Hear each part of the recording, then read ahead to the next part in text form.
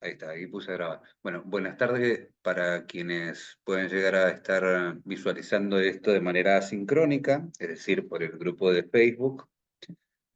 Parezco un youtuber, ¿no? Estamos transmitiendo por nuestros canales. Eh, bueno, vamos a dar inicio a lo que sería la primera clase formal, si se quiere, ¿no? De este curso. Eh, Ante todo, sean todos muy bienvenidos. Gracias por estar acá, gracias por la propuesta.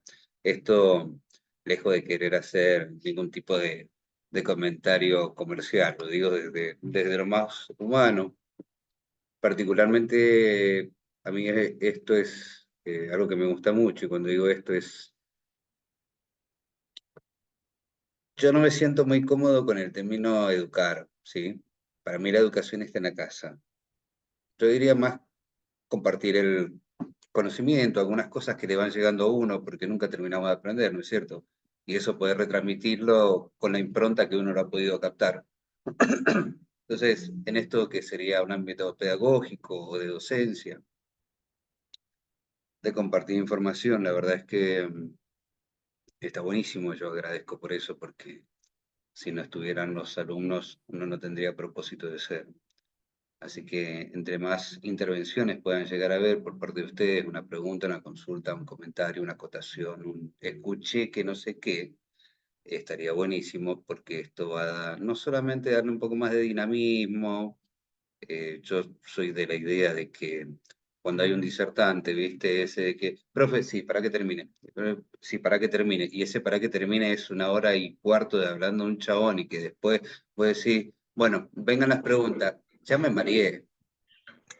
A los 15 minutos tenía una duda, seguiste hablando, no pude hacer el nudo conector, entonces ya me perdí, ya, ¿viste? Es como que me embolaste. Habrá algunas cosas que por ahí, bueno, se me viene la inspiración y digo, aguantame un toque. Alejandra, por favor, si pudieras silenciar, te agradecería. Pero normalmente trataría de que fuera así, ¿no? De que fuera bastante dinámico esto. Ustedes intervengan, hagan algunas cosas. De hecho, mi idea más o menos es así, es motivar esto de la interacción. ¿De qué modo? Es sencillo.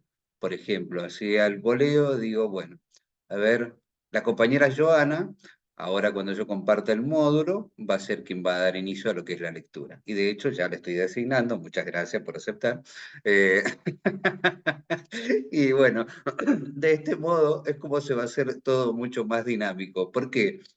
Porque todos vamos a estar participando de la clase. No va a haber uno solo que hable, no va a haber uno solo que lea y que tartamudeo porque no sé qué o porque le dio nervio.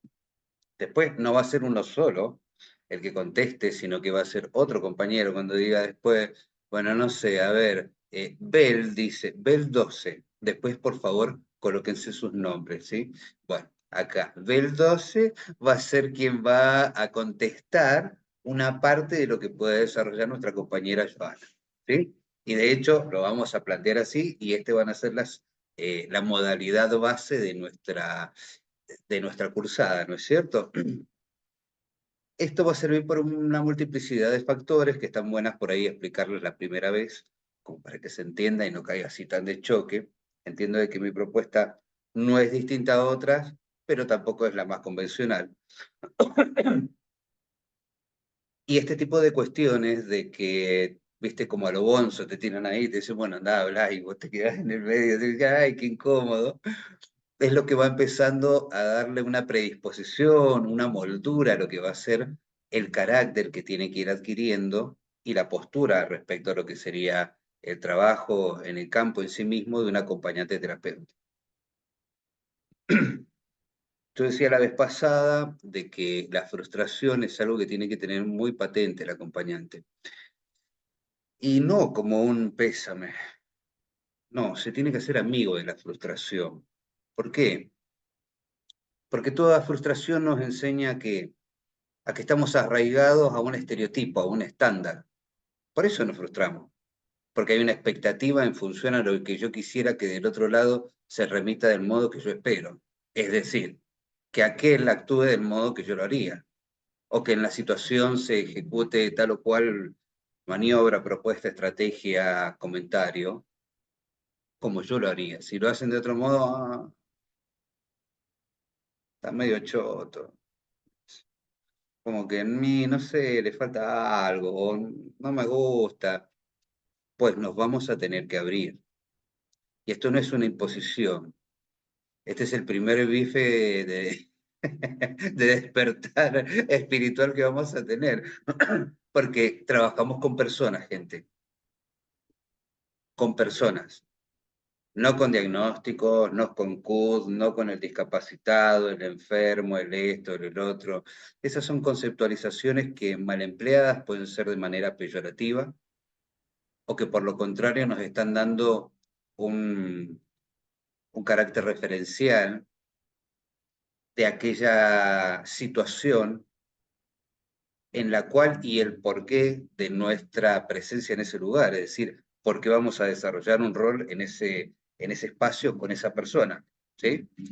Si en algún momento lo hago muy arroscada, me dicen, che, loco, no te estoy entendiendo un carajo, lo explico de otra manera, si voy muy rápido, si muy lento, ¿sí? Pero intervengan. Tengan en claro y presente siempre algo, al menos con esta cursada en la que sería yo el docente. Eh, yo soy de la idea de que acá nadie se tiene que venir a adoctrinar, ¿está? Mi palabra no es ley. Lo que yo transmito es una referencia de lo que voy entendiendo, de lo que estoy estudiando y lo que sigo estudiando y lo que he incorporado. Pero acá el alumno tiene todo el poder y sobre todo debería tener el deber, más que el derecho, de discutir, no pelear, discutir, argumentar sus razones. El por qué considera que tal o cual cosa, mirá, me parece que esto no lo explicaste bien, o no sé qué, ¿sí? Que cuando tenga cierta disconformidad, no, es que no le entiendo un pedo el profe lo que habla. Bueno, dígalo, porque usted está pagando una cuota acá. Acá no, y así no esté pagando. El caso es tampoco que yo venga y hable y listo, cerramos página y arrancamos en otra semana y que enganchó bien y que no, que se quede atrás. No, no. Habrá quienes puedan llegar a tener un poder de asimilación un poco más ágil que otros, y eso no constituye que sean ni mejores ni peores, simplemente que su proceso neurológico está predispuesto para tal razón, por edades, por genéticas, por ocupaciones, sin ánimo de desmerecer, no es lo mismo. El grupo de obligaciones que puede tener un adolescente o una persona que no tiene hijos, a quien sí la tiene, trabaja y además se está queriendo capacitar. O sea, es un montón, ¿viste? Tenés la cabeza que hay un montón de cuestiones que están sucediendo ahí. Entonces, el grado de asimilación con respecto a lo que se está tratando de desarrollar se ve, digamos, medio obturado ante tanta actividad cerebral y que llega a un punto en el cual, ¿viste? Esos 15 minutos que son la franja que tenemos más potente de concentración, se diluye. Y el caso es este. Si vamos a educar, entre comillas, si vamos a compartir conocimiento, para el compartir conocimiento, aquel otro, el receptor, tiene que estar entendiendo lo que uno emite. Si uno no tiene la capacidad de poder transmitir las cosas para que aquel otro las entienda, entonces la falencia está de este lado, no de aquel lado. No, es un bruto, ¿lo entendió? No, tal vez el bruto seas vos, o quizás ni siquiera ninguno de los dos es bruto. No hay un canal de emisión y recepción, es decir, un canal de comunicación que sea lo suficientemente claro como para que estos dos establezcan, ¿viste? Un ida y vuelta de saberes y de conocimiento. Así que no se dejen de expresar, ni ahora, ni antes, ni después. Tengan en cuenta eso. Ustedes son alumnos y tienen todo el derecho de saber y preguntar lo que sea, e intervenir y dar sus aportes. Bueno, en definitiva, retomando. Entonces, el acompañante terapéutico tiene que tener esa capacidad de poder decir, la frustración es algo que a mí me va a dar la capacidad de poder ver las cosas de otra manera. Por esto de que cada uno tiene una forma de ser, por esto de que cada uno aprecia la vida con una subjetividad particular en función a lo empírico, es decir, en función a su experiencia física, emocional, psicológica, y desde allí en adelante es como entonces reaccionas ante cierta y determinada situación. ¿Sí? Esto entonces se va a empezar a permear de manera que la gente pueda hacer algo participativo, que pueda leer, que pueda traer comentarios. Vamos a trabajar en algún momento con grupos. Los grupos no van a ser siempre iguales, a veces los van a organizar ustedes, a veces los voy a organizar yo, a veces, no sé, ¿viste? Pero nos vamos a ir entrecruzando para en lo posible, dentro de lo poco que va a ser esta cursada, empezar a tomar esa idea también de que vamos a trabajar con otras personalidades, además de la del usuario, beneficiario, acompañado y toda su infraestructura, todas las instituciones, que dentro de una institución, así sea un colegio, tenés 25 personas para verte, todo el plantel docente, lo que sería el grupo administrativo, la parte directiva, celadores, en fin. Padre del pibe, su familia, su seno familiar pequeño, primario, amigos, conocidos, el supuesto grupo interdisciplinario que pueda llegar a haber, digo supuesto porque habría que ver hasta qué punto realmente esa modalidad de trabajo es como dice ser, aparentemente es más multidisciplinario que interdisciplinario. En algún momento veremos cuál es la distinción de estos dos. Pero bueno, lo que plantea esto no es solamente teoría, sino una aproximación de lo más grueso que puede llegar a ver cuando digan, bueno, ya tengo un título, porque no se están recibiendo, se están certificando. ¿Sí? Ustedes después de esto, si desean, pueden tomar más formaciones como esta, que están bastante piolas, como para tener una inducción bastante general de trabajo, y después pueden llegar a una tecnicatura y después pueden llegar a una licenciatura. Sé que lo que estoy contando es un bodrio, es por ahí hinchar un poco las pelotas, pero puede haber gente que esté interesada o al final de la cursada diga, che, mirá, yo si este me hubiese dicho, tal vez hubiera seguido con algo más, porque la verdad es que este trabajo es sumamente apasionante. ¿Mm? Si lo ven, no va a ser lo mismo que algunas otras cuestiones que uno agarra como algo pasajero. Si deciden formarse en esta profesión, lo cierto es que es algo muy enriquecedor, no solamente a nivel profesional, sino sobre todo a nivel humano. Te permite ver otra realidad, te permite estar al lado. Vos literalmente te estás tocando con una persona. Y yo te puedo asegurar que después de que trabajaste con cualquier hermano en la condición que sea en la que te desarrolles, ya sea acompañando a una persona con depresión, un paciente oncológico, un niño en condición TEA, como lo que es mi caso, o tal vez personas en adicción, que también es la otra área donde yo trabajo, con un anciano, vas a vivir un poco en carne, un poco la realidad de esa persona, que cuando la comenta no parece que fuera tan escatológico, pero que cuando vos lo vivís al cotidiano vos decís, no puede ser que esté tan cascoteado, tan vapuleado este ser humano, ¿viste? Empezás a tomar otra dimensión y otra realidad de las cosas, por eso digo que esto es muy enriquecedor. Esto porque se los comento, porque es parte de lo que vamos a desarrollar hoy. Y vamos a hablar un poco de lo que sería la historicidad del acompañante terapéutico.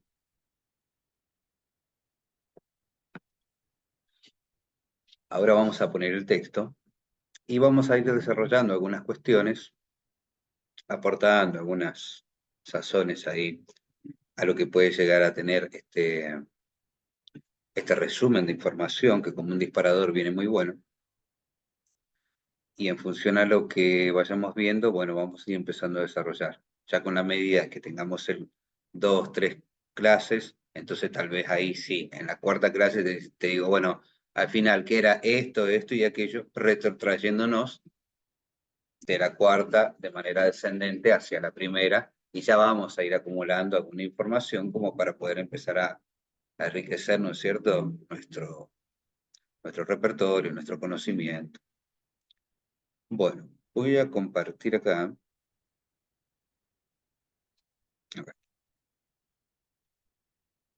eh,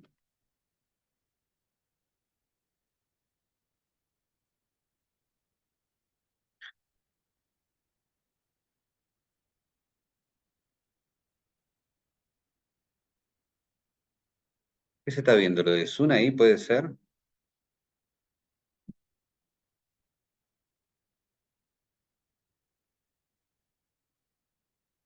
¿Alguien que me pueda contestar? Sí, se ve la palabra Zoom nada más. Ok, gracias. A ver, bueno, es eso lo que quería compartir.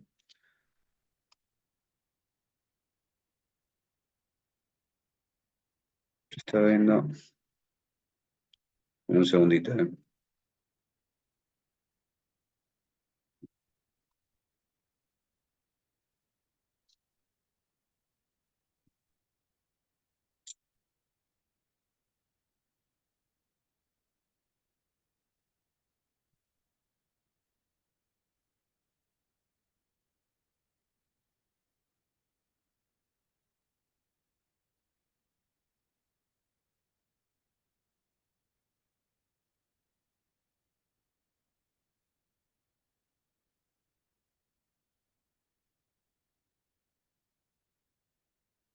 ¿Ahora se alcanza a ver? Se están viendo unos Se ve archivos. un listado de carpetas. Ok, Sí. y ahora se ve esto que dice Paulo Freire, la portada. No, No, Eso solamente lo veo yo. Ay, genial. A ver. ¿Ahora? ¿Tampoco? Che, qué bajón, a ver. Ahora lo vemos a vos. No vemos nada. Ay, no, qué Sacaste feo. el compartir. ¿Ahora? ¿Ahora sí? Ahora sí, Ahí sí. está. Genial, buenísimo. Aleluya. Bueno, yo si mal no recuerdo, creo que se había ofrecido la compañera Joana a leer. Había salido de su voluntad. Así que me voy a pedir que tengan la amabilidad de leer al menos la primera página o hasta una parte y ahí vamos a ir desarrollando un poquito.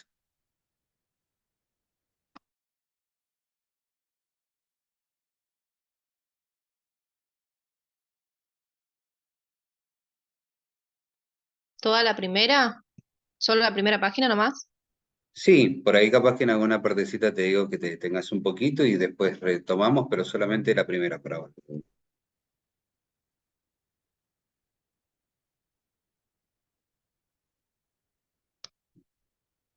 Clase 1, presentación.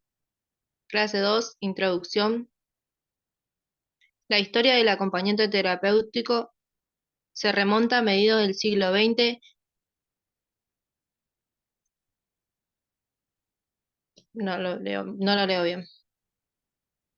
Ya no, lo veo muy grande.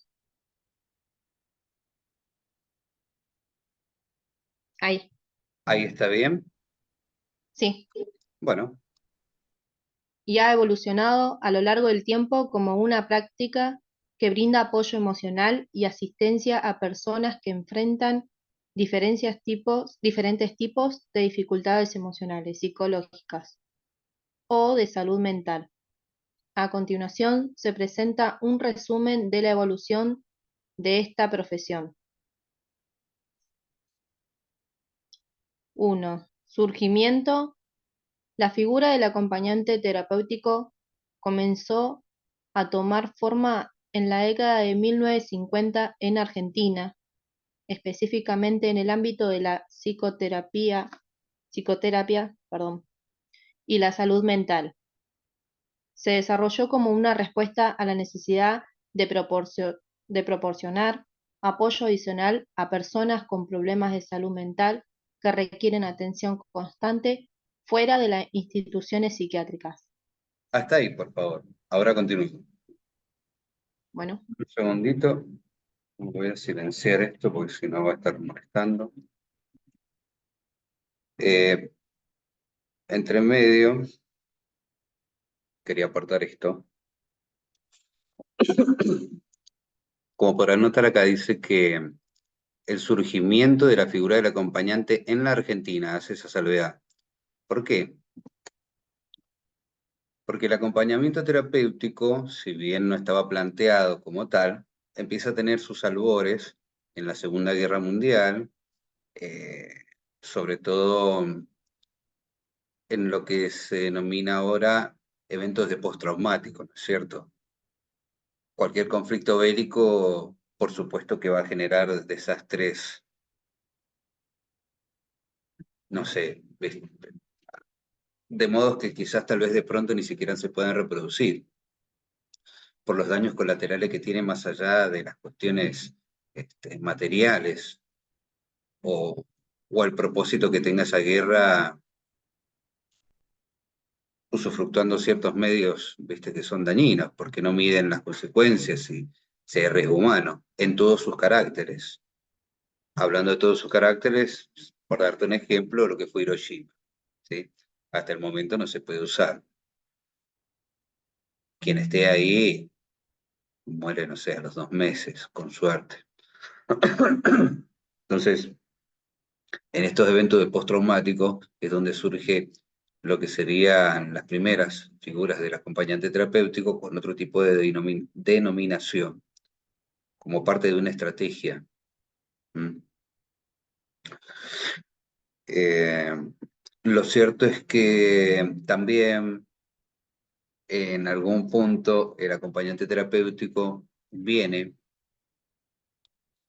para terminar con un movimiento que estaba planteado por la psiquiatría, es decir, un movimiento antipsiquiátrico, es decir, un movimiento antimanicomialista.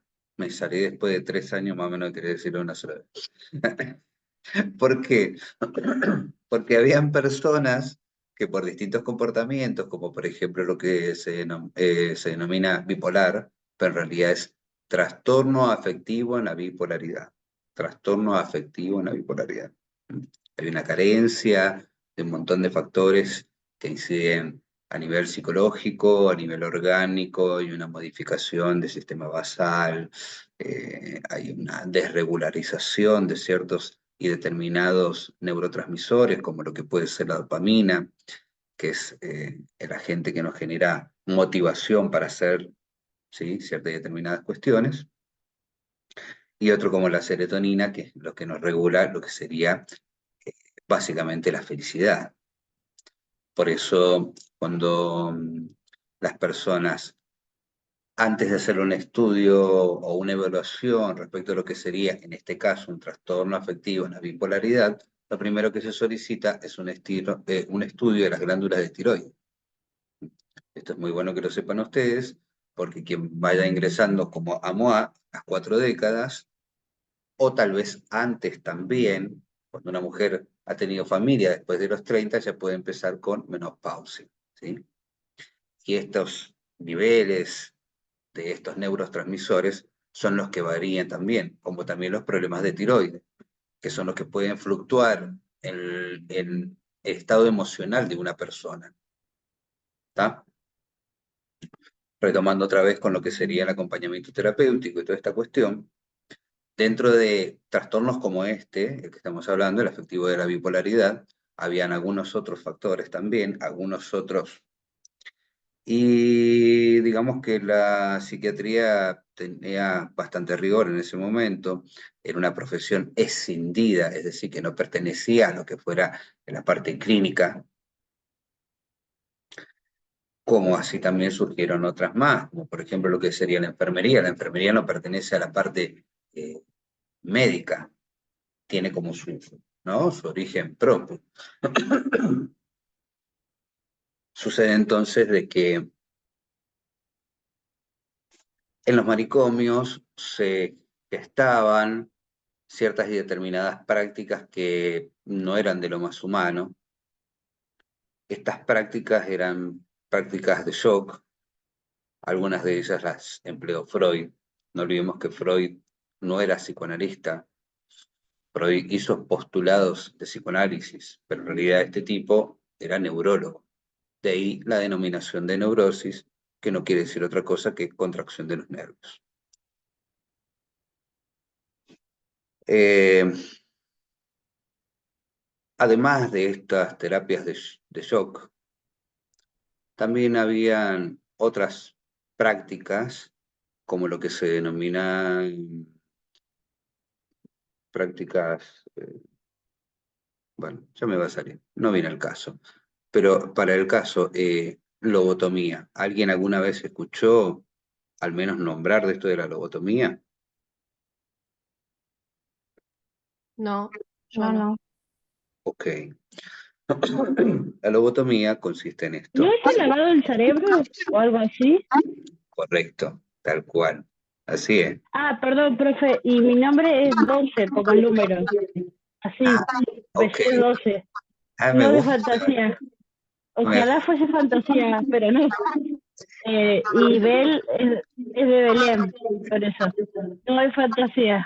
ahí va, genial. Bueno, gracias por por la Perdón, pero lo aclaración. tenía que aclarar para que la gente no piense que soy de Boca o algo así. Al contrario, sí de ser. No Venga, es lo que me tocó. Gracias, profe. gracias a vos. Bueno.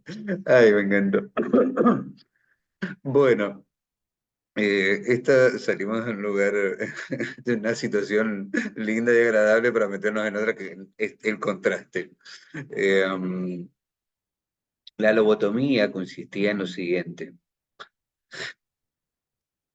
Lóbulo prefrontal, después por acá, no nos vamos a meter en esa parte porque lo mío no es la neurología y la verdad es que no es el caso de desarrollar esto. Pero lo que hay que saber es lo siguiente. Acá la corteza prefrontal, ya cuando veamos lo que es el circuito de recompensa, ahí vamos a ver un poco de todo esto. Y que básicamente por acá, ¿sí? En esta parte de acá del cerebro, es donde se aloja el pensamiento, donde se aloja el criterio, donde se aloja la capacidad de discernimiento, ¿sí? Donde está el freno limitorio. El freno limitorio es aquello que le pone el punto de inhibición a aquello que vos no quisieras transgredir. Ahí voy. Me estoy peleando con alguien, no sé, soy bueno para las manos, bueno, hasta ahí estuvo bien, nos dimos un par de bollos, pero no lo voy a ir a matar. Eso de acá te permite hacer. Que no es eso. Esto es una de las partes que forma todo el conjunto que le da interacción a este órgano llamado cerebro y que en función a sus distintas áreas reacciona y estimula ciertas y determinadas partes del cuerpo. ¿Sí? Básicamente lo que hacían es, esto se llama hueco orbital, ¿sí? Sacáramos toda la carne cuando vemos un cráneo, una calavera, hueco orbital. Con un picayelo, antes se vendía el hielo en pedazos grandes, picayelo, imagínense, tipo un atornillador. Con un picayelo se insertaba por acá, no estoy mintiendo, lo pueden buscar. Se insertaba por acá, por el hueco orbital, y se pinchaba parte de ese lóbulo. De manera tal que la persona quedaba despersonalizada.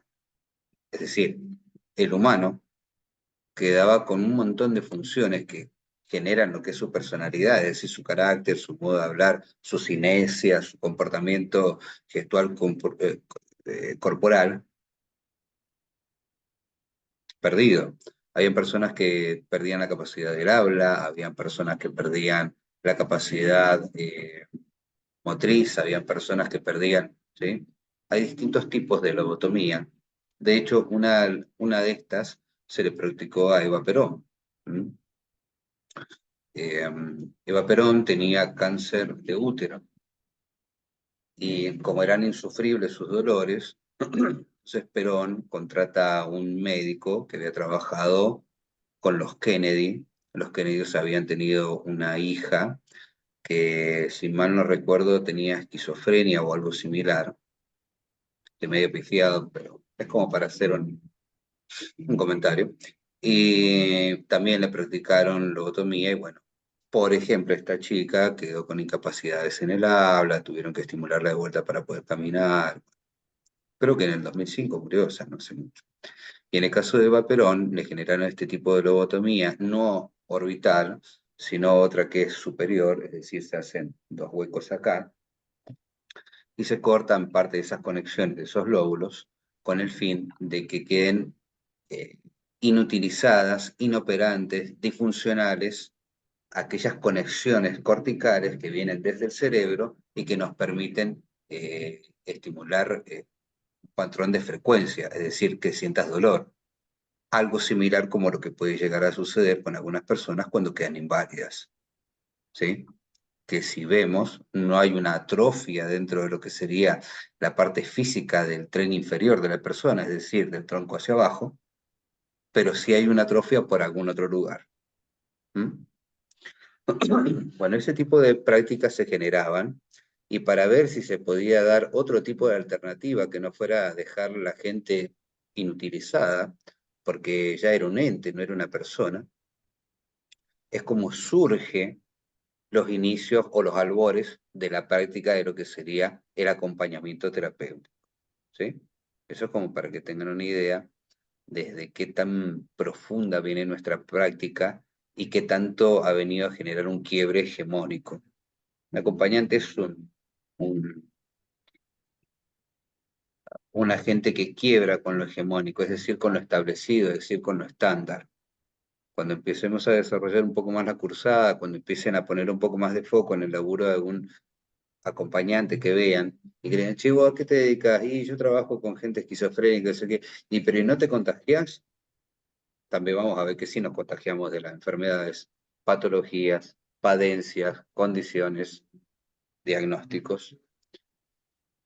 Y te van a empezar a contar cosas asombrosas, ¿viste? De otros seres humanos, porque se supone que nosotros, los normalitos, los que tenemos un neurodesarrollo o psicodesarrollo típico y no un psicodesarrollo atípico, que sería lo que podían plantear las neurodiversidades, es decir, el TDAH, es decir, el TEA, es decir, por favor los micrófonos, es decir, no sé, el síndrome de Down, nos vamos a dar cuenta de que acá no hay normales ni subnormales.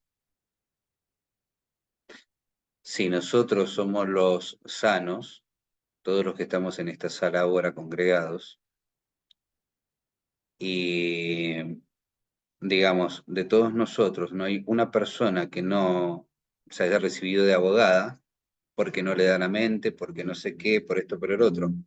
Pero hay personas con síndrome de Down que sí son recibidos abogados, físicos, nucleares y demás. Entonces, ¿quiénes seríamos los discapacitados? Nosotros. Acá no hay discapacidad, hay distintas condiciones, hay neurodiversidades, hay personas, hay comportamientos, hay distintas formas de apreciar la vida. Desde ahí, desde esa profundidad es donde viene el acompañante terapéutico. Por eso rompe con el molde de lo hegemónico, de lo estándar, de lo que tiene que ser así. La disfuncionalidad está en el sistema. Bueno, por favor, compañera Joana, usted que tenía ganas de seguir leyendo.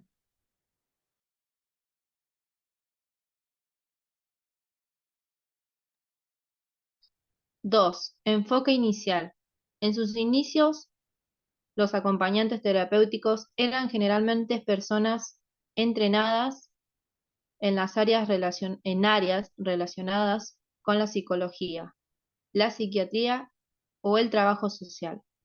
Su función principal era acompañar y brindar apoyo emocional a personas con enfermedades mentales graves como la esquizofrenia y ayudar en la reintegración de estas personas en la comunidad. ¿Sigo? Expansión de la práctica. Con el tiempo, la práctica de acompañante terapéutico se amplió para incluir a personas con una variedad de necesidades. No solo aquellos son trastornos mentales graves, los acompañantes terapéuticos comenzaron a trabajar con personas que enfrentaban adicciones, trastorno del espectro autista y discapacidades cognitivas, y otras dificultades emocionales y psicológicas.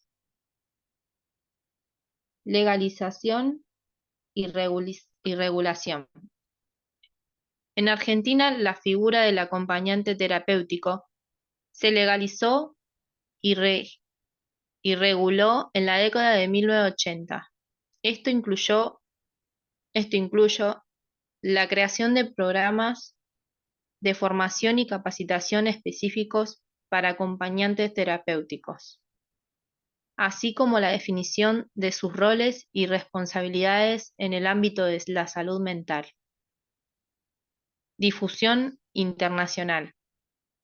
La práctica del acompañante terapéutico se ha difundido a nivel internacional, aunque con variaciones en términos de regularización y enfoque según el país. En muchos lugares se ha convertido en una parte importante de la atención integral de salud mental y en un complemento de otros tratamientos, como la terapia individual y la psicofarmacología, algo así. Psicofarmacológica. Muchas gracias, Eh, compañera Joan.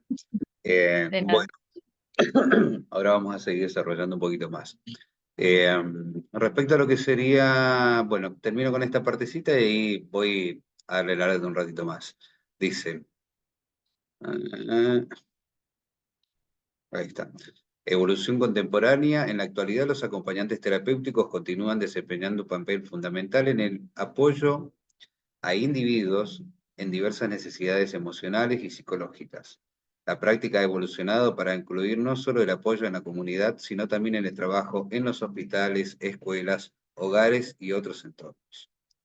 Es importante destacar que la profesión del acompañante terapéutico puede variar significativamente en términos de requisitos de formación y regulación según la ubicación geográfica. Además, la práctica se ha enriquecido con enfoques terapéuticos modernos y técnicas de intervención que se han desarrollado a lo largo del tiempo. Respecto a esto, el acompañante terapéutico en nuestro país, si se quiere, los primeros registros evidenciales han sido con este. Ese señor era el doctor Enrique Pillon Rivière, un doctor psiquiatra, que fundó lo que sería en nuestro país la psicología social argentina, que no es la misma psicología social de Frankfurt o de Suecia. Bueno. Este tipo trabajó muy a codo con la gente. Sus padres venían, si mal no recuerdo, desde Francia, se establecieron en Corrientes, estuvieron, bueno, en parte del litoral dando vueltas, vieron muchas inundaciones, vieron muchas pobrezas, sus papás también daban clases. Este hombre llegó a estar de director del hospital, el Hospicio, la Merced, lo que hoy por hoy conocemos como el Hospital El Borda. Y lo cierto era que ese hospital, netamente manicomio, aunque tuviera la denominación de hospital, tenía esas prácticas manicomiales de maltratar a la gente, golpearlos, hacinarlos, manguerearlos con agua fría, es decir, algunas otras prácticas también más impactantes, pero que uno no se larga a hablar porque tampoco esto es ni desmerecer al lugar, tampoco tapar, pero hay algunas cuestiones que uno no puede llegar a decir si al menos no hay un cotejo histórico. El resto pueden ser habladurías o, bueno, no sé, experiencias propias de cada uno de los familiares. Cuestiones de que los internos, es decir, la población del hospital, en una revuelta, cansado de los maltratos del director, se organizan, generan una suerte de disturbio para que fuera el director, y uno de ellos, de los internos, fue el encargado de... Lo mató. cuando lo mata a este director, quien asume el cargo de ese lugar fue este hombre, Enrique Pillon Rivière. Como no es moda en este país, más o menos, si hacemos así, echando una miradita de costado, mirando los tickets nomás, cada 15 años más o menos tenemos un estado como este, sin importar cuál sea el corrupto de turno, y tenemos procesos inflacionarios y demás. ¿A qué viene este comentario? A que en ese momento, cuando asume este hombre como director, lo que sucede es que también hay paro de enfermeros y auxiliares porque no se les abonaba el sueldo. Esto lo pueden comprobar de manera teórica si buscan los libros y demás, como el grupo operativo y otras cuestiones donde se hace reseña de lo que estoy hablando. En consecuencia, no había personal. Y al no haber personal, lo que tuvo que hacer este hombre es tomar uso de las habilidades de aquellos internos que estaban menos afectados que otros, y en calidad de darle una suerte de jerarquía, que en realidad lo que estaba haciendo era emplear una función en esa persona, empezar a asistir a aquellos otros hermanos que estaban ahí adentro, que necesitaban más es decir, ser válidos de una asistencia, es decir, de alguien que le diera un poco de baranda, ¿sí? No nos olvidemos que hacía muy poquito que terminaban las terapias de shock, la medicina también era como bastante rudimentaria, mucho más a prueba que ahora, nunca deja de ser a prueba la medicina, jamás. Todo ser humano responde y se comporta de manera distinta a los fármacos, y por ende siempre es una prueba. Tenés 21 días, si vas a tener un tratamiento de por vida, crónico o extendido, tenés 21 días hasta que el cuerpo asimila la medicación y en función a eso te suben, te bajan, te miden.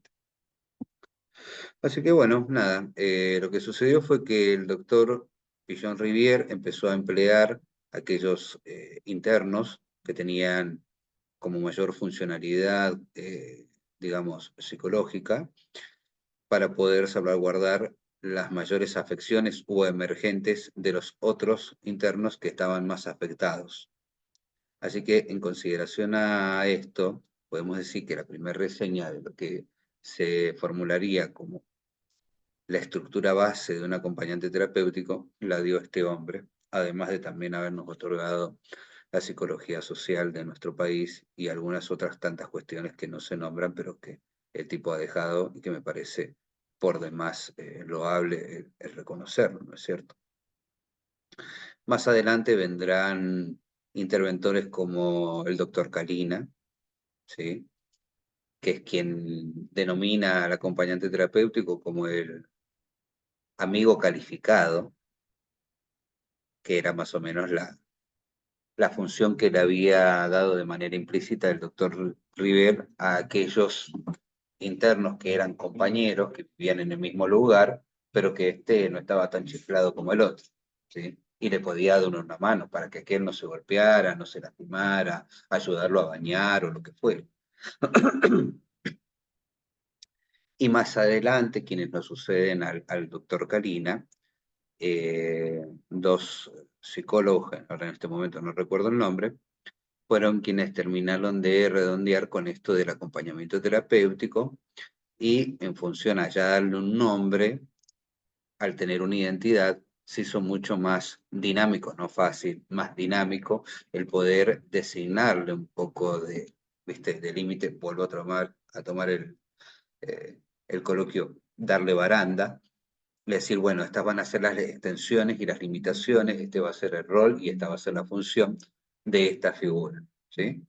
Eso sería más o menos, así en grosso modo, y que me disculpen, por el resumen tan coloquial, pero bueno, más o menos eso sería en consideración el histiroicismo de lo que sería el acompañamiento terapéutico en la Argentina y el porqué de su surgimiento. Bueno, ahora vamos a leer un poquito más, no sé, le daremos 20 minutos y ya cortamos y vemos si hacemos algún tipo de actividad o alguna cosa que la continuamos en el grupo. Bueno, Yo no veo mucha gente acá. A mí me quedan 3 personas solamente. Le agradecería, Aldana, por favor, si se quiere, no sé si lo ve acá, si quiere que lo ponga un poquito más grande, más pequeña la letra. Usted me dice, compañera. ¿Así está bien? ¿Ahí me escuchan? Sí. Sí, creo que ahí está bien. Ok. Bueno, cuando quiera. Eh, ¿Digo AT o digo acompañante terapéutico? Como quiera. Y las dos están bien. Está bien.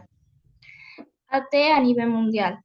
El AT tiene su origen en los años 60 y aparece como respuesta a los cambios en el tratamiento en salud mental, fruto de las reformas psiquiátricas y los movimientos europeos de la antipsiquiatría.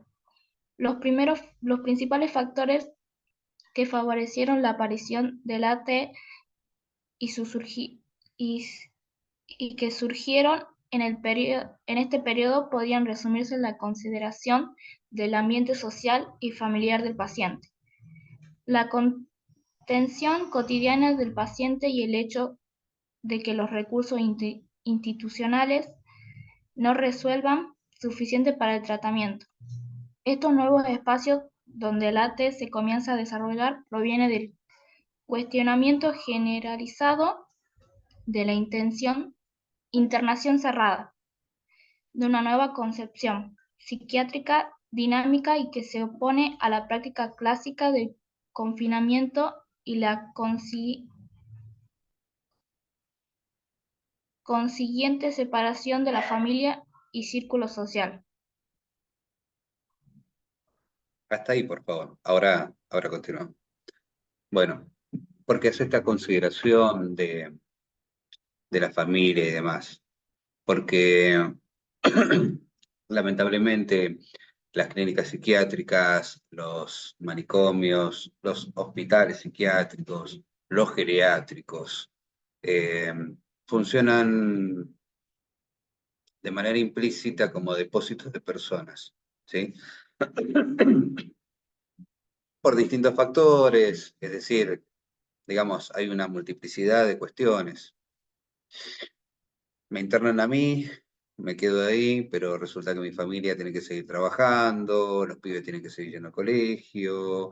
Bueno, hay toda una rutina, ¿no? Cotidiana, una rutina diaria, que hace de que el que yo esté alojado en otro lugar implique una ruptura en esa rutina cotidiana que muchas veces le faltan horas al día para que uno termine de hacer cosas, porque viste que no te alcanza por ahí, que no sé, terminaste de hacer todo y decís, ay, tengo que lavar el guardapolvo del pibe para mañana, ay, tengo que no sé tal cosa, y otra vez, o sea, cuando pensaste que era lavar los platos, o no sé, o tirar esto para mañana y decir, no, lo hago mañana, siempre te surge alguna otra cuestión, o tengo que entregar un práctico, o lo que sea. ¿Viste?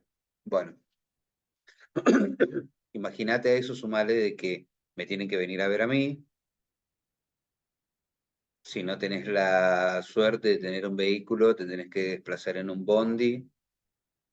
Por más cerca que sea, ya tenés como 1 hora y media, porque entre que esperaste colectivo, que nunca pasa tiempo, vas hasta el lugar, el retorno y toda la bola.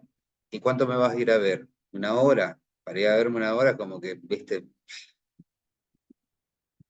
y me vas a terminar yendo a ver los días de visita. ¿Cuántos son los días de visita? 2 a la semana.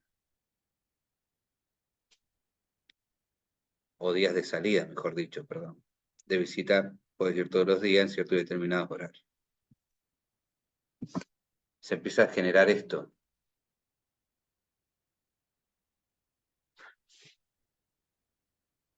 Quien cultiva a distancia cosecha olvido.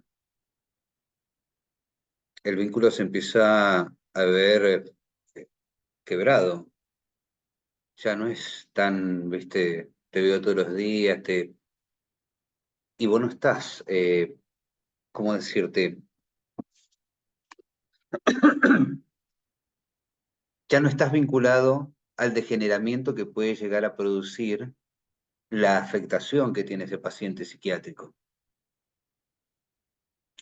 por cualquier razón fuera que esté internado, por una psicosis, porque, no sé, directamente lo diagnosticaron con esquizofrenia, porque está en situación de consumo problemático, pero también está en el mismo lugar, alojado, ¿cierto?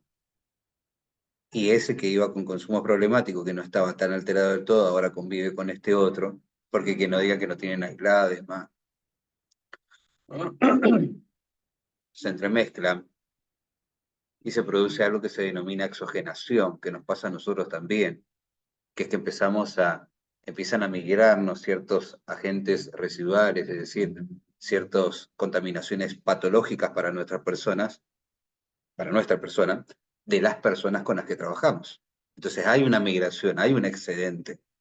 Por esto lo muy importante es siempre estar presto a la frustración, porque si ya de por sí está trabajando con una persona, por la razón que sea, con un diagnóstico,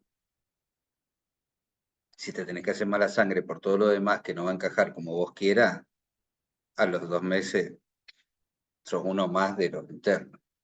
Pero se te parte la cabeza, o sea, no sería la propuesta más adecuada a tu perfil de trabajo, ¿no es cierto? Entonces, lo que plantea esto es lo siguiente, por eso hace este comentario. Buscar sacar la propuesta del manicomio, lo que genera es que la familia siempre esté estableciendo el vínculo y siempre se vea con esa responsabilidad y a la vez obligación, porque termina siendo una obligación ir a ver al que está internado. No digo en todos los casos, pero hay una gran tasa que se manifiesta como tal, no por nada desde la teoría, como desde la práctica, como desde lo vas a poder ver. Y de hecho en las capacitaciones se insiste en este tipo de cosas para que nosotros, que somos, siempre vamos a ser el puente entre la familia, el usuario y las instituciones. Nosotros vamos a ser el portavoz de muchas necesidades que el usuario incluso a veces no sabe que las tiene, por su condición, porque está desvalido, porque no conoce su derecho, por la razón que fuere, ¿sí? Entonces es muy importante que nosotros estemos en un paradigma que sea abierto. Es muy importante que entendamos este tipo de cosas. Es muy importante seguir difundiendo de que la familia forma parte del equipo, que no es responsabilidad de los profesionales la salud de este. Este lo que necesita es cariño, necesita amor, necesita afecto, y eso se lo da la familia. Yo le doy componente humano, pero yo no le doy amor, yo no le doy cariño, porque yo no soy amigo de él y tampoco puedo establecer una amistad. Lo mío tiene que ser profesional, eso se llama distancia óptima, no es ser mala leche. Si no, imagínate que con cada persona que trabajaste llevas ese problema a tu casa. No es el modo, no existirían psicólogos, no existirían psiquiatras que escuchan cosas tal vez mucho más complejas que a veces un psicólogo. ¿Sí? Así que bueno, parece muy extensas este tipo de intervenciones y comentarios, pero insisto, es como para que nosotros lo tengamos en cuenta. Ya una vez que lo tenemos incorporado, más o menos dimensionado, este tipo de reservas por ahí van a quedar al margen y bueno, ya va a ser como más fluida la lectura, las intervenciones, las clases. Pero hasta que nos pongamos en contexto, por ahí, insisto, son muy necesarias las introducciones para poder después entender el desarrollo del libro. Aldana.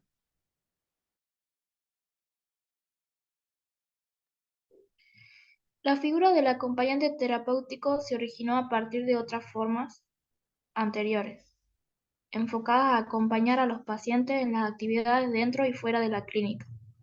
Rossi, 2007, ejemplo de esto son las personas que ofrecían acompañamiento en los espacios de recreo y ocio. En España se llamaba monitor de tiempo libre y en Francia animateur.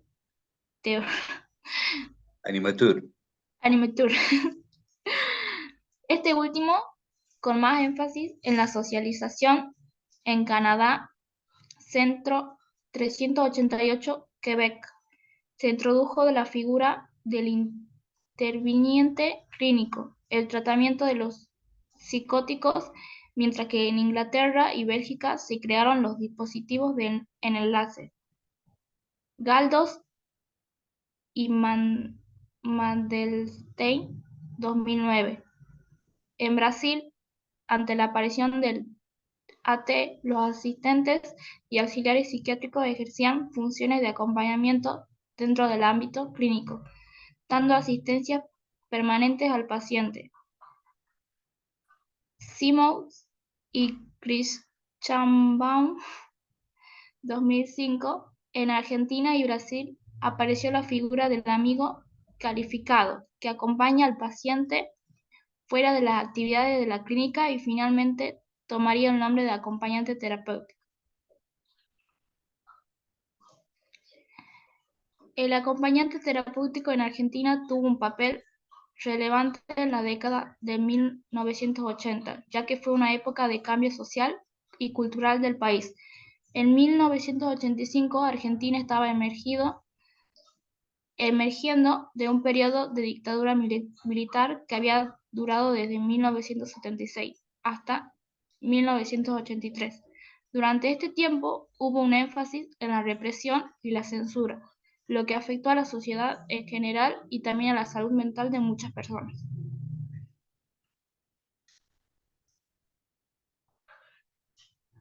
En este contexto surgieron diversas iniciativas y enfoques alternativos en el campo de la salud mental, incluido el acompañante terapéutico. A continuación se destacan algunos aspectos clave de la práctica de acompañante terapéutico en Argentina de 1985. Hasta ahí. Muchas gracias. Ahora le damos a otra persona para que sufra otro. Mire, hay una colega que viene con parabrisas como yo, esa misma que se está tocando los parabrisas, esa tiene ganas, porque nosotros tenemos una ventaja, miramos y repasamos a la vez, ¿viste? Así que bueno, le doy la palabra a la compañera Valeria, que la veo que está deseosa de leer, como para que pueda desarrollar.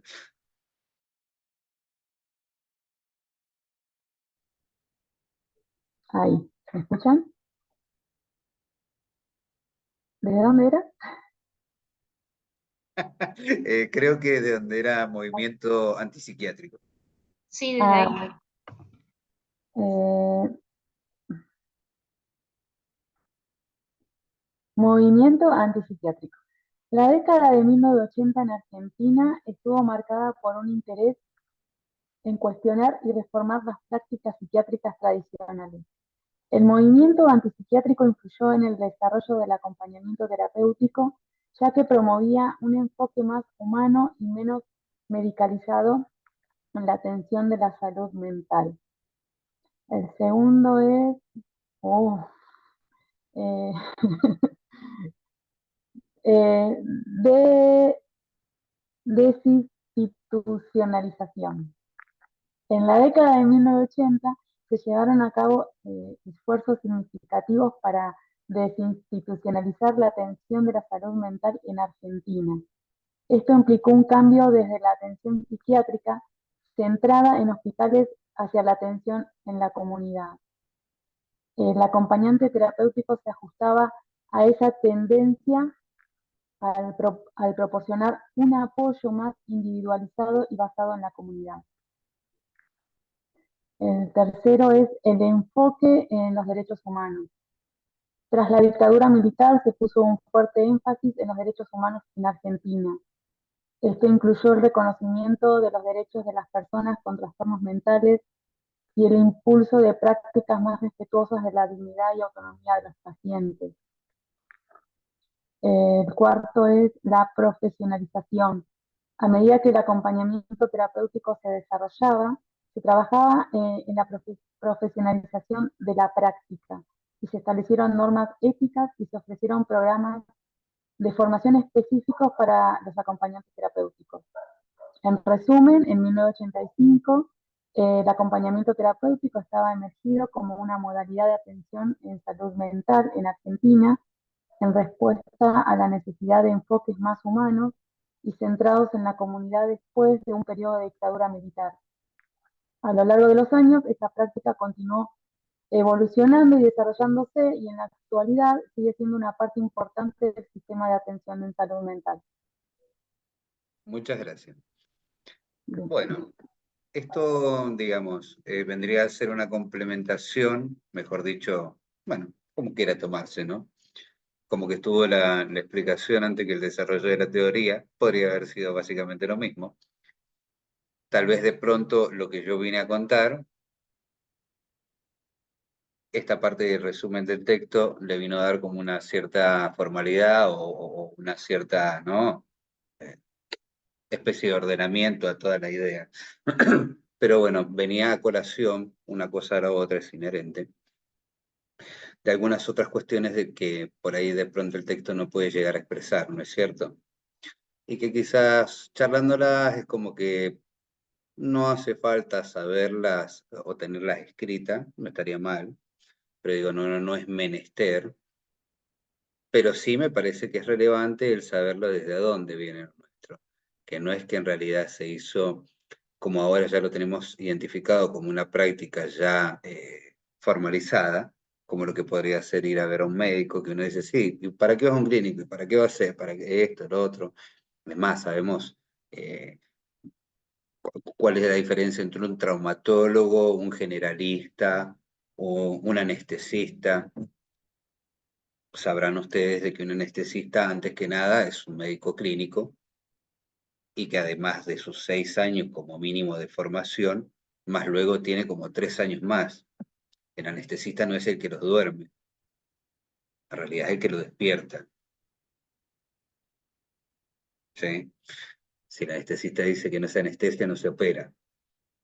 Entonces imagínate el grado que tiene de preparación esa persona, que no es que estudió 9 años y ya está, porque cada 6 meses te sale una droga nueva y te tienes que estar actualizando con nuevas terminologías, nuevas células que encontraron, igual es un dinamismo de información, por eso esos tipos te pones a hablar y tienen un montón para dar. Pero esta práctica, si se fijan, ha venido precisamente a partir de qué? De un quiebre hegemónico en sus dos esferas. Yo lo voy a situar ahí, hay 3 millones. Y una de las esferas es el daño que ha hecho la sociedad contra la misma sociedad a propósito de estos enfrentamientos, ¿no? Estas antagonías, estos choques bélicos que ha habido. Y la otra parte sería, bueno, ¿qué utilidad le vamos a dar a algo que no existe para poder tranquilizar a esta gente? Porque no daban abasto. No sé si ustedes han podido llegar a ver algún documental o algo de cuando estaban las guerras y las reconstrucciones, por ejemplo, de Polonia, y salen niños, madres, esto, el otro, pasando pedazos de bloques, armando de vuelta, limpiando lugares, y entre medio de esa limpieza, imagínate que un niño levanta un par de bloques y encuentra, no sé, al padre, al amigo, a fulano, a un ser humano muerto. O sea, es como muy chocante. Además de ver familias que han fallecido, bueno, un montón de tragedias, de cosas. ¿Quién tiene la capacidad para sostener todo eso? No podían salir todos los psiquiatras de que hubieran hasta ese momento a aguantar a la gente. Entonces, nuestra práctica sale desde lo más humano. Viene a regar un poco de esperanza dentro de todo ese conflicto que hay en las internalidades de alguien que está con un padecimiento muy grosso, de un conflicto bélico a todo lo que se ha ido desarrollando en la época. Nosotros veníamos digamos, del ámbito de la psiquiatría. Ahora ayudamos personas con depresión, que no es lo mismo que en el ámbito psiquiátrico, personas en condición en colegio, pacientes oncológicos, rehabilitaciones físicas, ¿sí? Enseñarle a caminar a la persona, de vuelta, estimularlo. Es increíble, pero cómo se ha expandido el campo, pero es muy grande. De hecho, si vamos al caso, se ha expandido a esto. a que pueden haber docentes en formación, pero docentes puros y propios del palo, que no sea otro el que te viene a explicar. Y dice, tomé un curso de acompañante, ¿y quién te lo dio? Lo dio un kinesiólogo. El tipo te va a hablar de lo que ve que hace el acompañante ahí, adentro, en el consultorio, pero no te va a hablar de todo el trabajo que hace con la familia, de esto, de lo otro. ¿Quién es idóneo para hacerlo? Y yo. Pero no, no yo, Jorge de la Fuente, sino otro acompañante, porque es el que se recibe todos los palos, es el que se recibe el guascazo de que las instituciones que dicen, no, acá vos vas a, no, yo no vengo a hacer lo que vos decís. Lo tuyo es un contexto, no sé, poner en colegios pedagógico. Lo mío es un contexto clínico terapéutico. O sea, viene respaldado por un equipo de salud mental abocado a esa materia. Lo tuyo es pedagogía, que no es menos, pero es otra cosa. Entonces, para que estas cuestiones se puedan llegar a deslumbrar, para que nos podamos poner en la sensibilidad y en la piel, para empezarnos a introducir en el paradigma de un acompañante terapéutico, no tiene que haber otra cosa para mí que no haya acompañantes terapéuticos hablando de esto mismo. No un tipo que venga dando esta materia hace 20 años, pero en la puta vida haya trabajado en el campo. Ay, el profe puteó, yo puteo un montón. Y con lo que ustedes van a trabajar también, porque son personas. Ahí viene lo de la frustración. Entonces, entendamos estas cuestiones.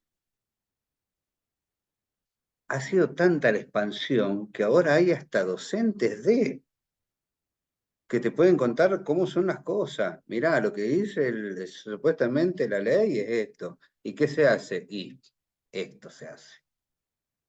El resto no existe. ¿Por qué? Para que cuando vos vayas a trabajar ya más o menos vayas predispuesto a qué te vas a encontrar o qué no. Que una chica sepa hasta dónde tiene que asistir a una persona o no. Que no se vaya a meter en un quilombo local. No, pero yo soy mujer y la ayudé al pibe, sí, pero mirá, ahora, no sé, no tenías que acompañarlo hasta el baño, ¿eh? O sea, lo acompañás, vos no lo bajás, no lo limpiás, no.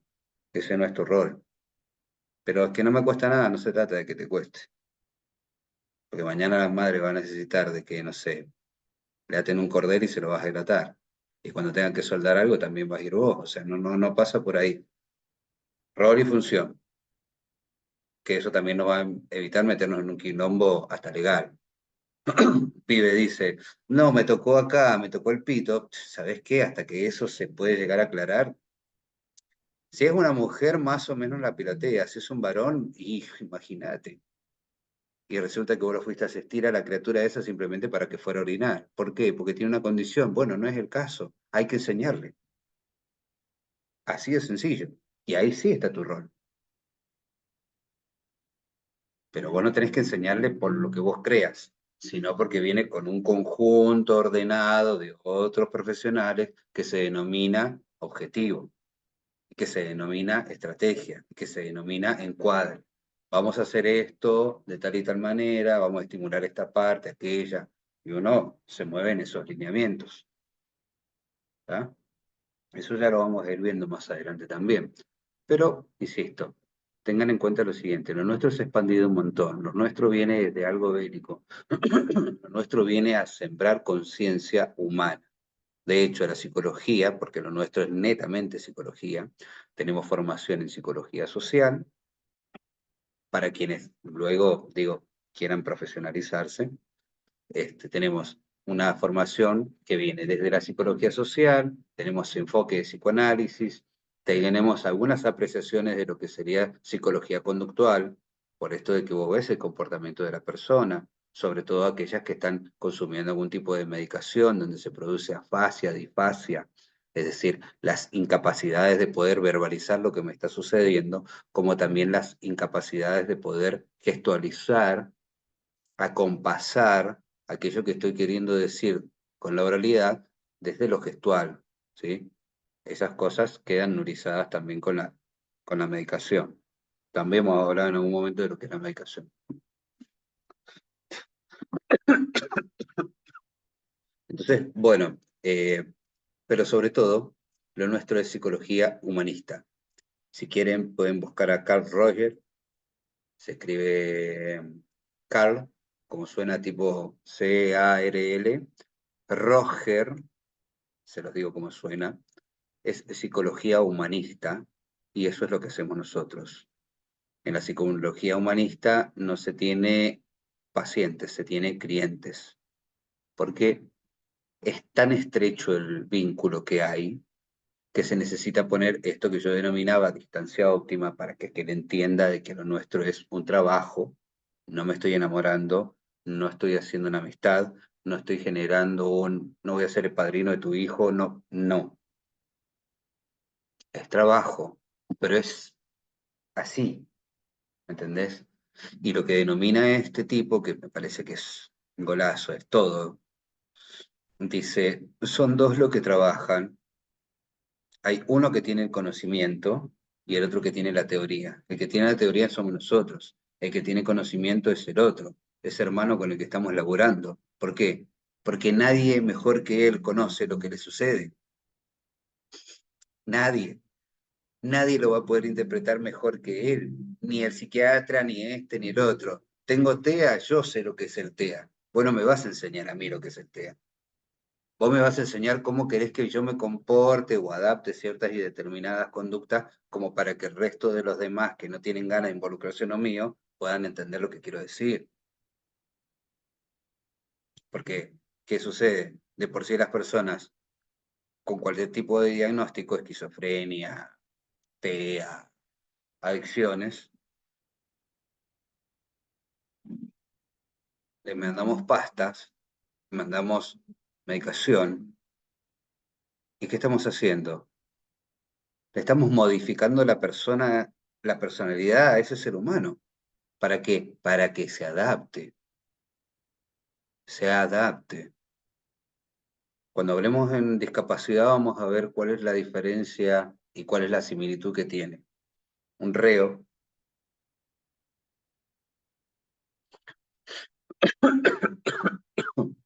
una persona que eh, no tiene instrucción, es decir, que no se ha formado de manera pedagógica, y una persona con un padecimiento psiquiátrico. En ninguna, son inadaptados sociales, porque no se adaptan a las normas y conductas, a las leyes. ¿Está? De algún modo las van a quebrantar. Entonces es lo mismo, y no es lo mismo. Una persona que tiene una condición y que actúa de esta manera, actúa porque su condición es así, lo interpreta de ese modo. Él no tiene que adaptarse, en realidad habría que ver que esto no tiene que ser todo igual para todo. No somos gallinas que nos tiran un puñado de miga y que come y es que no, bueno, la próxima será, negro. Le hubiese dado más ligero. No, esto no sirve así. Entonces, si estamos hablando de sectores, de discapacidad, de esto y del otro, bueno, dale a quien, que ya lo rotulaste, darles las herramientas que se adecúen a sus limitaciones, prestaciones o funciones, pero lo que necesite, porque capaz que el pibe tiene un retraso madurativo y que le haces una rampa. ¿Para qué carajo quiere una rampa? Con rampa no solucionas nada, no le das a este lo que necesita. Y pero es discapacitado, es lo mismo. Me parece que funcionará así, ¿viste? Le damos un certificado que no pague en colectivo, al pibe en la escuela lo hacemos pintar mandalas y se acabó la historia, ya está. Ahí está la herramienta para el discapacitado. No funciona de ese modo. Entonces, somos dos los que trabajamos. El que tiene conocimiento, el que tiene la teoría, entre los dos vamos formando estrategias porque se marca un objetivo para trabajar con una persona, pero no es un objetivo que sea así, rígido. El objetivo es algo referencial y en función a la adaptabilidad que pueda tener ese objetivo a las necesidades de la persona, es si vamos a continuar con eso o vamos a ir modificando, pero sí es cierto que siempre va a haber un objetivo, una estructura de trabajo, una rutina cotidiana, en fin, ¿sí? Así en global sería como nuestra primera clase. Ahora por el grupo de WhatsApp lo voy a compartir. Igualmente lo voy a dejar, admito como para no quedar de mala onda, pero ya estamos cortando. Igualmente, denme un segundito que quiero sacar esto. Ahí está. Che, era muy poquito. Ah, no, estábamos más. Bueno, ahora, esto que hablábamos, que más o menos desarrollamos y demás, vamos a tirar así un salpicón, ya nos vamos a ir despidiendo. Si yo le preguntara, por ejemplo, a la compañera Evelyn, en resumen, ¿qué me podría decir de lo que ella ha entendido como un acompañante terapéutico? ¿Qué me podría llegar a decir? Es decir, ¿cuál sería el propósito? ¿De dónde nació? No importa fechas puntuales ni ese tipo de cosas, sino lo que ha entendido de lo que hemos ido charlando.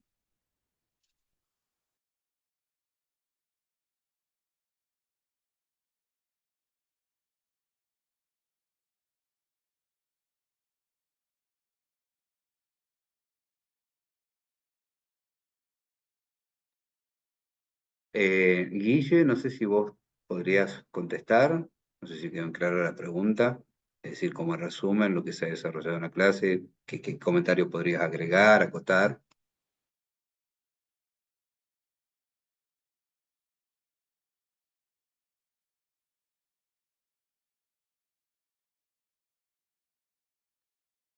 Juliana, no sé si nos estás escuchando.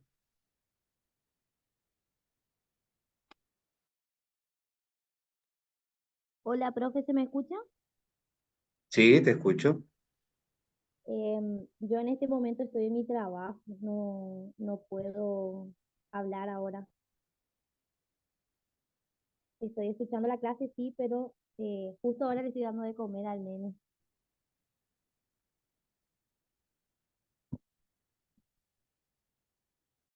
Bueno, muy bien. Recuerden de que las devoluciones no son para el docente ni para la institución. Las devoluciones en realidad son para ustedes mismos. Yo genero un tipo de pregunta y ustedes devuelven en función a lo que puedan haber recepcionado. Es decir, el conocimiento es para el alumno, ¿sí? La institución no viene o el docente a sacar pecho de lo que sabe, sino que comparte o da un servicio y ustedes, en teoría, de que el otro lado están como tomando ese servicio, ¿no es cierto? Así que con esto quiero decir, acá no estamos para juzgar, para decir ni nada, pero tengan en cuenta de que si van a tomar una cursada, esta como la que sea, de poder contar con el tiempo como para poder darles horario establecido, que son 2 horitas nada más, para poder cursar. De otro modo, se va a complejizar poder incorporar el conocimiento. Sofía, no sé si vos querés hacer algún comentario, aportar algo. Sí, yo es un aporte y una consulta. Nosotros siempre nos remitimos a o sea, tenemos, ¿se me escucha? Dele que Bien. va bien por ahí la pregunta. Bien, nosotros siempre acompañamos a un equipo de psicólogos, psiquiatras, o sea, ellos nos dan las órdenes, digamos, de nuestro paciente, somos el canal, digamos, pero siempre con un apoyo de ellos, ¿verdad? Muy buena la pregunta, estaría buenísimo ponerla donde haya un equipo interdisciplinario y decirle, a ver, contesten ustedes. Eh, en algún momento vamos a hablar de lo que es la diferencia de un equipo multidisciplinario a un equipo interdisciplinario. Le vamos a dar un desarrollo, no sé qué. Pero, ¿cómo decirte? El sueño, o sea, el marido ideal de toda mujer sería el equipo interdisciplinario para un acompañante terapéutico. Menos grosero no lo puedo hacer. No existe. O sea, de donde yo he trabajado, de lo que yo veo, de los ambientes donde yo he podido estar, no existe ese trabajo interdisciplinario. Por eso te animaba a que preguntaras porque está re piola la pregunta, No es que no le vamos a dar importancia ahora, pero en su momento digo, la vamos a desarrollar como bastante más porque es muy buena, es enriquecedora. Nosotros deberíamos seguir el lineamiento que plantea un equipo interdisciplinario. ¿Por qué razón? Lo trato de hacer breve. Supongamos, ¿no? Dependiendo la patología, dependiendo la enfermedad, condición, diagnóstico que tenga el usuario o los usuarios, puede ser una clínica monovalente o polivalente. ¿En qué se diferencia el mono del poli? Que uno trata una sola valencia y el otro muchas valencias o varias valencias, al menos más de uno, ¿sí?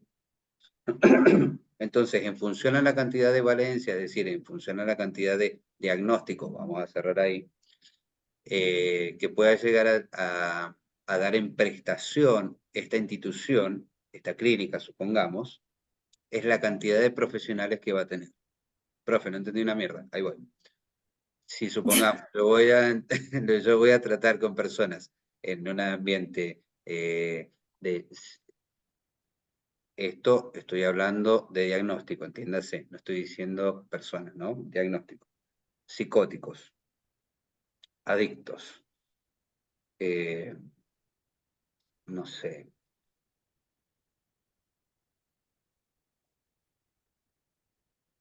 Algún otro tipo de afección, no sé, alguna otra alteración de grado psiquiátrico, ¿sí? Entonces yo sé que voy a tener que contar. Bueno, vamos a ponerle así. Psicótico, TEA y adicciones. ¿Por qué? Porque estos tres diagnósticos en algún punto congregan con algún mismo profesional, pero en algún punto no. ¿Por qué? Porque tiene distintas necesidades. Por ejemplo, en el caso de un adicto, su equipo interdisciplinario puede llegar a estar conformado por una trabajadora social, puede estar conformado por un psiquiatra, psicólogo social, un operador en adicciones, que vendría a ser una T, pero ya formado puntualmente en esa área, una terapista ocupacional.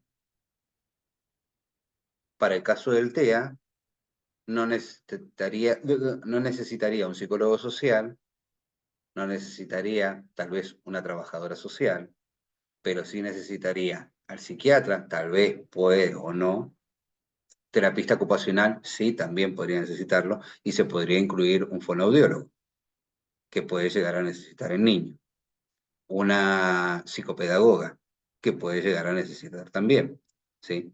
O un kinesiólogo para hacer lo que sería estimulación fina, motricidad, falange, y demás cuestiones. Entonces, en función a eso es como va a estar conformado el equipo. Ahora, cada uno de esos profesionales, de cada uno de esos paradigmas, va a emitir un informe, una referencia, un dato, una prescripción, una solicitud, una estrategia, un objetivo de un área a estimular. Mirá, este niño necesita que estimulen más el tema de lo auditivo que de lo fonético, ¿sí? Porque lo fonético anda bien, tiene un buen desempeño de la lengua, de lo modular, bueno, ¿viste? Y se va generando entre todos estos profesionales que están congregados en un mismo lugar, en una misma institución y que se juntan a hablar entre ellos para armar una estrategia que finalmente se denomina objetivo, perdón, tratamiento, y ese tratamiento plantea un objetivo. Entonces toma el acompañante terapéutico eso y dice, bueno, a ver, mira, acá lo que vas a tener que hacer es trabajar en producción, estimulación, este otro tipo de cuestiones, conductas rectificadoras, bla, bla, bla, bla, bla. Porque cada uno de los profesionales desde su área ha ido considerando que hay que estimular esto, esto y esto, ¿sí? Una vez que todos ellos dan un tratamiento final con un objetivo, entonces como yo voy a trabajar como acompañante con ese objetivo respaldado por todo este equipo. Pero no sucede. Hay... La cara de Valeria como diciendo, ¿para qué me ilusionás si no me va a dar nada?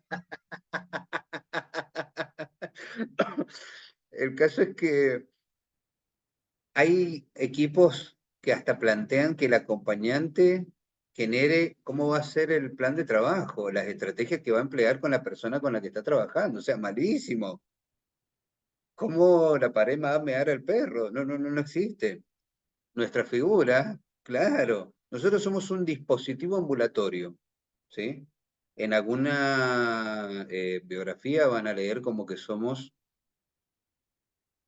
no me quiero extender tanto, pero bueno, para darle una auxiliar terapéutico. ¿Por qué? Porque venimos a hacer un complemento. Nosotros somos una estrategia de trabajo ambulatoria, para que más, medio, ¿viste? Pero viene bien a la mano. Cuando te está pasando algo en tu casa, cuando te estás infartando, ¿quién cae? Una ambulancia. Pero no viene con todo el hospital, es una ambulancia. Es un dispositivo ambulatorio. Tiene lo suficiente como para meterte un poco, viste, de queta, un poco de esto, un poco de lo otro, revivarte, ponerte, viste, un médico que viene preparado para eso, un camillero que sabe también hacer tal cosa, adentro de la ambulancia un par de, viste, de cada una de las drogas que más se pueden llegar a necesitar en el momento, ¿sí? Pero no es un quirófano ambulatorio, es una parte de eso, porque ¿qué es? Es una extensión del servicio que da una institución y un edificio físico donde están congregadas todas las herramientas, instrumentales y demás que necesitan para asistir a una persona. Y nosotros vendríamos a ser esa ambulancia, porque te dice el psiquiatra, fíjate que ahora va a empezar a tomar, no sé, clonazepam, o va a tomar tirias. Fíjate cómo le pega, si se duerme mucho, si no, fíjate si se mueve bien, si babea, si tirita, si tiene reacción. El terapista te va a decir, che, sabes que pinchar un poquito porque sí, la medicación no tiene ahí, pero por ahí se hace medio el boludo. Entonces estimulalo porque si no se va a pagar mucho este muchacho. Y así las distintas áreas. Entonces, en algunas cuestiones nosotros vamos a trabajar con ese tipo de estimulación porque cada uno de estos profesionales nos ha dicho qué es lo que tenemos que hacer, y ese objetivo es una estrategia de trabajo ambulatoria. Ese es nuestro rol, ese es nuestro fin. Pero yo no le puedo venir a decir a fonodiólogo, che, ¿sabés que estuvimos practicando la rrr, la rrr? Y el chabón me va a decir, pero ¿por qué si el pibe no necesita eso? En realidad lo que necesita es ejercicio de no sé qué. Malísimo. Entonces, este tipo de cosas sucede. Lo que hay son equipos multidisciplinarios, que eso ya después cuando expliqué bien todo esto, que estoy explicando ahora un poquito más desarrollado, explico la diferencia entre uno y otro. Lo que hay que entender es que esto que se está planteando, que sería lo ideal, que sería la utopía, no está existiendo y como no existe, bueno, por eso hay una disfuncionalidad en los abordajes. ¿Alguna otra pregunta, comentario o algo? Se está extendiendo un poquito, a mí no me molesta, pero entiendo que por ahí alguno se puede estar durmiendo.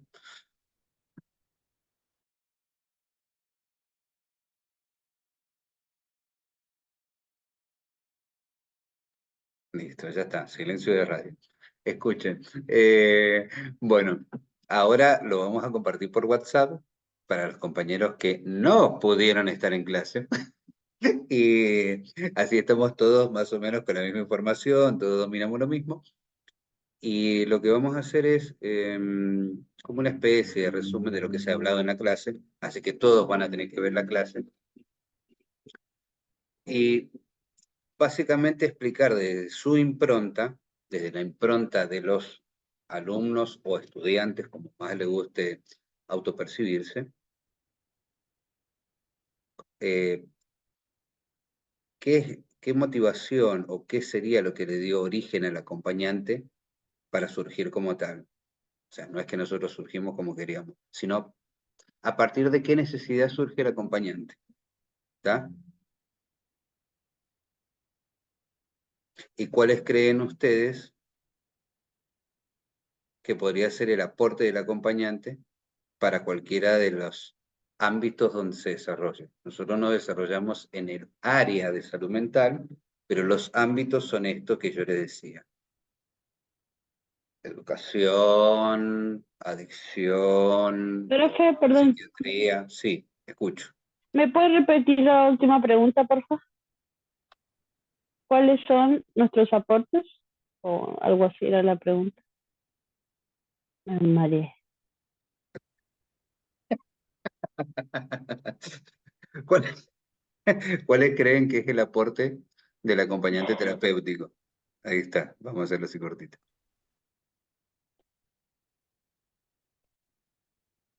Profesor, buenas tardes. Una consulta. Mi nombre es Evelyn. ¿Cómo estás, Evelyn? Vamos a desarrollar toda esa actividad y le vamos a enviar lo que nos está pidiendo. Son dos preguntas cortitas nada más. Esas dos que dije ahí, que las improvisé, así que después, por favor, quien las haya anotado, las comparte por el grupo. A ver, eso, vamos a hacer así. ¿Quién se va a hacer cargo de estas dos preguntas que hice recién, que terminamos de armar, de compartirlas en el grupo, por favor? Así queda altamente escrachado y nos aseguramos de que lo vais a hacer. De manera muy amable. Bueno.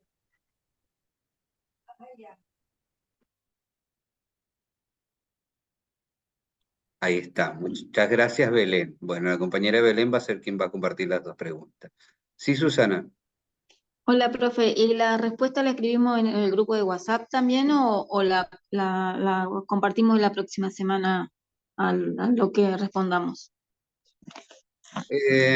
Yo creo que estaría bueno que la compartamos la semana que viene, pero va a ser como muy extenso. Por ahí vamos a tomar a algún par de compañeros y les vamos a consultar. Lo que sí les voy a dejar una dirección de correo y la pueden remitir ahí. Bueno, en el transcurso de la semana. No esperen nota o que sí, tenés un 10 fabuloso, una carita feliz. No va a ser así. Pero es como para ir nivelando más o menos que lo que vamos entendiendo, ¿viste? Si realmente se durmieron o no, si pusieron una foto que parece que están ahí, pero no. Este, y en algunos casos, si por ahí, bueno, se nota que hay como una mala apreciación o un entendimiento no muy claro por ahí de la propuesta la primera vez, bueno, se hará alguna observación, sí, mirá, no está mal, pero más de este modo, de aquel, ¿sí? Pero nunca hay respuestas que sean malas, simplemente hay distintas interpretaciones.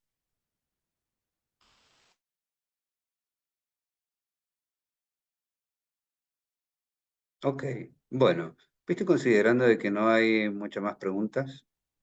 ¿Viste considerando? Profe no dijo el mail, porque estábamos esperando el mail, creo. Ah, no, pero lo voy a compartir por el grupo de WhatsApp para que lo tengan Ok, todos. ok, Bueno, ok. así como usted va a Pensé compartir que nos había...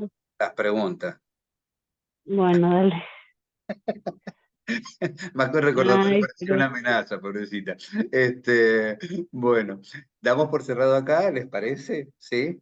Creo que ha sido bastante salseo por un día. Una horita y media le hemos pegado un poquito más. Bueno, ahí les comparto el mail por el grupo para quienes después vean la clase, bueno, van a estar entendiéndose esto que estoy diciendo. Y nada, remitan ahí esas dos preguntitas. Léanse hasta la página número 7 para que lo tengan reconocido el texto de este módulo que compartí, que creo que es el que tenemos todos, ¿no?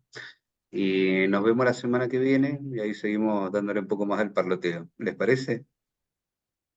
Ujú. Genial. Bueno, que estén bien, chicas. Muchas gracias.